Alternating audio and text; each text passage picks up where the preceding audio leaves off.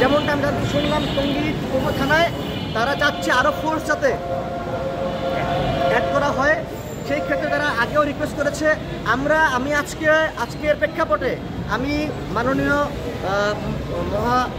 আমাদের যে police commissioner সাহেব আছেন, এডিশনাল পুলিশ কমিশনার সাহেব আছেন, ওনাদেরকে রিকোয়েস্ট করবো টঙ্গী পূর্ব থানা থেকে যদি বিশেষ নজর দেওয়া হয়, কেননা এটি বৃহত্তর একটি থানা, বৃহত্তর একটি এলাকা এবং প্রচুর আমার মনে হয় বেশিরভাগ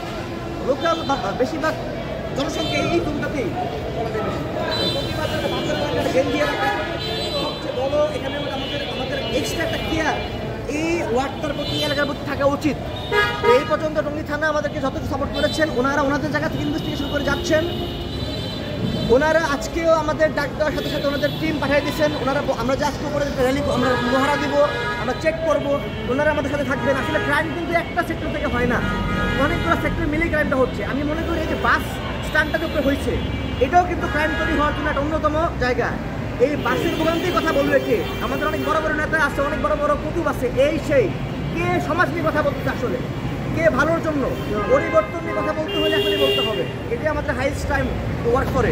আপনি দেখেন এই যে বাস কাউন্টার যারা বসাইছে, কে বসাইছে আমি জানি না, আপনার খবর নিয়ে দেখেন এই বাস কাউন্টারগুলো এটা একটা মাফিয়া হয়ে যাচ্ছে। আবার আমরা এতদিন টঙ্গীবাসী ভোগান্তি ভুগলাম, এই ব্রিজটা কবে শেষ হবে, কবে শেষ হবে? শেষ হওয়ার পর শুনতেছি যে এই ব্রিজটা কি পরিকল্পিতভাবে হয়নি, এখানে নাকি ভুল ত্রুটি আছে। মেনে নিলাম ভুল ত্রুটি আছে, তাও যাতে আমরা একটু ন্যূনতম ব্যবহার করতে পারি, দয়া করে আমাদের এই ব্যবস্থাটা করে দিবেন। এই আমরা উত্তর থেকে আসার পথে পুরোটা রাস্তা খালি, এই টঙ্গী বাজারের উপরে যে জ্যামটা লাগে, কোনো কোনো সময় এই জ্যামটা বিএনএস সেন্টার পার হয়ে যায়, সাইডগ্রাম সেন্টার পার হয়ে যায়। কেন? এটা গাড়ি তো ধরে গেছে, বাইক আসার জায়গা থাকে না কেন? দিলে টঙ্গীর মানুষকে আমরা এই যাতায়াতের জন্য সারা জীবন ভোগান্তি ভুগবই, এটাই কি আমাদের কবলে থাকা? আমাদের টঙ্গী ব্রিজটা আসলে পড়ে গেছে প্রায় 20 দিন হয়ে গেছে, এটা নিয়ে কোনো মুভমেন্ট নাই, টঙ্গী ব্রিজটা ঠিক মতো রাস্তা করে দেওয়া হয়তো, যদি টঙ্গী ব্রিজ নিয়ে কাজটা করে দেওয়া হতো, দ্রুততম কর্মকর্তারা এদিকে নজর দিত, তাহলে হয়তো বা আমাদের ভোগান্তি আরেকটু কমত। যাই হোক, আপনারা, আমি সাংবাদিক ভাইদের কাছে আমার রিকোয়েস্ট থাকবে এতটুকু, সত্য বার্তাটা প্রকাশ করবেন, আমাকে ভালো বেলায় প্রকাশ করতে হবে তা দরকার নাই। যদি আমার কোনো ভুল থাকে দয়া করে সবার আগে আমার পোস্ট করবেন।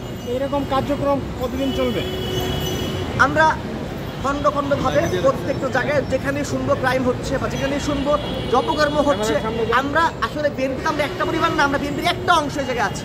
আপনি চিন্তা করে দেখেন, আমাদের বিএনপির মধ্যে যদি কোনো ভেদাভেদ না থাকতো, কোনো গ্রুপিং না থাকতো, সবাই আমরা একসাথে থাকতে পারতাম, তাহলে কত বড় ইউনিট নিয়ে, কত বড় হয়ে, কত শক্তিশালী হয়ে আমরা তারেক রহমানের জন্য, বাংলাদেশ বিএনপির জন্য কত সুন্দর করে কাজ করতে পারতাম।